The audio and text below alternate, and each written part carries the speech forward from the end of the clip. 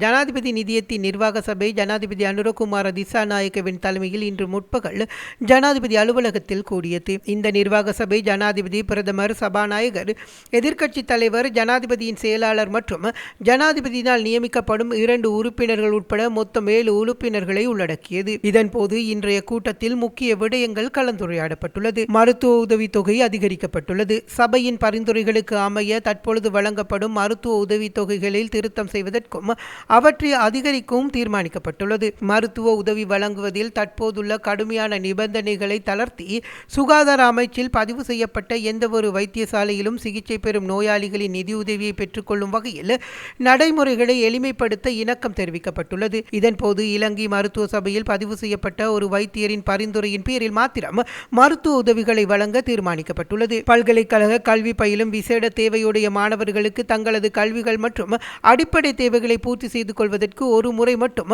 வழங்கப்படும் 1 லட்சம் ரூபாய் நிதியத்தினை வழங்க நிர்வாக சபை தீர்மானித்துள்ளது. ஒவ்வொரு மாவட்டத்திலும் ஒவ்வொரு பாடத்திட்டத்திலும் அதிக புள்ளிகளை பெறும் மாணவர்களுக்கு இதுவரை வழங்கப்பட்டு வந்த புலமை பரிசில்களின் எண்ணிக்கை 10 20 இரட்டிப்பாக அதிகரிக்க ஜனாதிபதியின் யோசனைக்கு அமைய தீர்மானிக்கப்பட்டது. அரச வைத்தியசாலைகளில் இதய சத்திர சிகிச்சைக்காக மற்றும் கண்புரை சிகிச்சைகளுக்காக நிலவும் நீண்டகால காத்திருப்பு பட்டியலை குறைப்பதற்கு ஜனாதிபதி நிதியத்தின் தலையீட்டின் கூடிய விரைவான வேலை திட்டம் ஒன்றினை தயாரிப்பது குறித்தும் கலந்துரையாடப்பட்டது.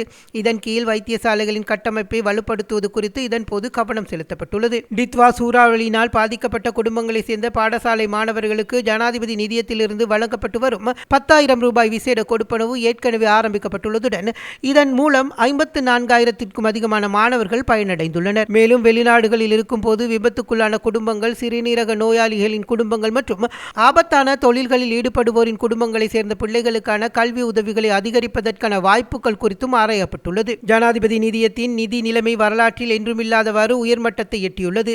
நிதியத்தின் மூலம் உதவி பெறுவோரின் விவரங்கள் மாவட்ட மற்றும் பிரதேச செயலக ரீதியாக இணையதளத்தில் பதிவேற்றம் செய்யவும் வெளிப்படைத்தன்மையை உறுதிப்படுத்தவும் அறிவுறுத்தல்கள் வழங்கப்பட்டுள்ளன. ஜனாதிபதி நிதியத்தின் மூலம் வழங்கப்படும் மகப்புல புலமை பரிசில் கொடுப்பனவுகள் கடந்த வருடத்தில் இரட்டிப்பாக்கப்பட்டுள்ளன. 2025ஆம் ஆண்டிலும் அதிகளவானோர் பயனடையும் வகையில் திட்டங்களை செயற்படுத்த நிர்வாக சபை அனுமதி வழங்கியுள்ளது. இக்கூட்டத்தில் பிரதமர் கலாநிதி அரிணி அமரசூரிய, சபாநாயகர் ஜகத் விக்ரமரத்ன, எதிர்க்கட்சித் தலைவர் சஜித் பிரேமதாச, ஜனாதிபதியின் செயலாளர் கலாநிதி நந்திக குமநாயக்க, ஜனாதிபதி நிதியத்தின் செயலாளர் மற்றும் ஜனாதிபதியின் சிரேஷ்ட மேலதிக செயலாளர் ரொஷான் கமகே, பேராசிரியர் JRD ஜெயக்கொடி, முன்னாள் கணக்காய்வாளர் நாயகம் சரத் சந்திரசிறி மற்றும் ஜனாதிபதி நிதியத்தின் சிரேஷ்ட அதிகாரிகள் கலந்து கொண்டனர். மேலதிக செய்திகளுக்காக எமது YouTube தளத்தை சப்ஸ்கிரைப் செய்யுங்கள்.